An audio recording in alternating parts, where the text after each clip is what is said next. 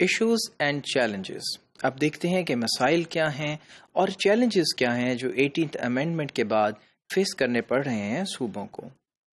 اب جو فنکشنز جنہیں ڈیوالو کیا گیا، ڈیوالو یعنی جن کو پار میں صوبوں کو اختیارات دیے گئے، اور اسپیشلی جو پروونشل ایجوکیشن ڈپارٹمنٹ ہے ایجوکیشن اور سیکنڈری ایجوکیشن کا، ان میں کچھ خاص جو ایریاز ہیں وہ انکلوڈڈ ہیں، جس میں پہلا ہے پالیسی اینڈ پلاننگ کا، دوسرا ہے کریکولم یعنی نصاب کا، سلیبس کا اور سٹینڈرڈز آف ایجوکیشن کا. جو ہم یہ دیکھ رہے ہیں کہ کچھ کی کمپوننٹس ہیں جو کہ ڈیوالو کر دیے گئے from federal government to the provincial governments.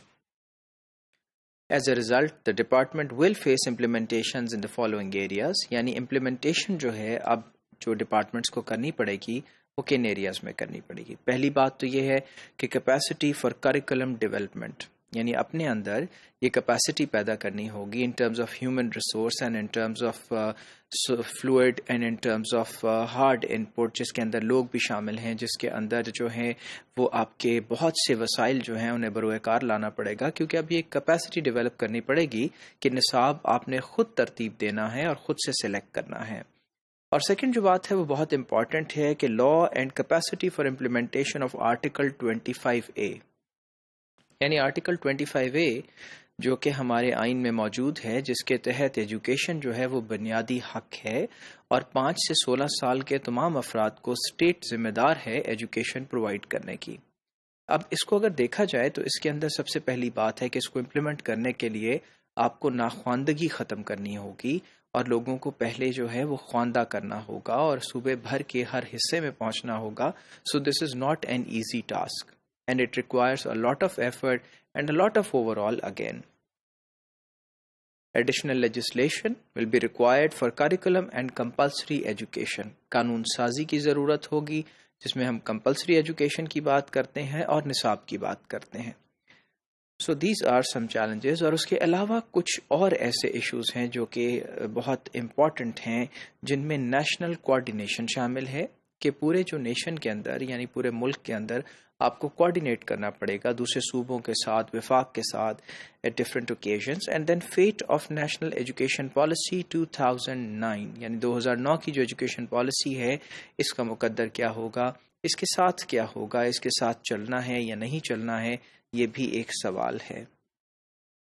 Need for standards of education and then future of inter provincial education ministers conference, کہ جو منسٹرز کی کانفرنس ہے انٹر پروونشل، اس کا فیوچر کیا ہوگا، فیوچر میں کتنا رول ہو سکے گا، چونکہ اب صوبے جو ہیں وہ انڈیپینڈنٹ ہو چکے، تو پھر کیا اس کی ضرورت رہ جائے گی یا نہیں.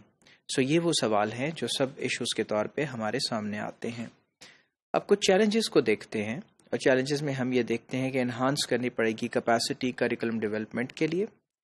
اس کے بعد پریپیئر کرنا پڑے گا for a change in law and capacity for the implementation of article 25A، یعنی ایک تو قانون سازی کرنی ہوگی، قوانین میں ترمیم بھی کرنی ہوگی، اور پھر اس کے ساتھ ساتھ جو امپلیمنٹیشن ہے آرٹیکل 25A کی، یہ بھی ایک چیلنج ہوگا.